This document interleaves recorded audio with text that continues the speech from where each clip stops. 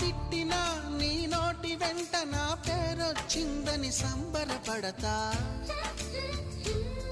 నువ్వు కొట్టినా నా చెంప మీద నీ గుర్తొకటుందని సంతోషిస్తా.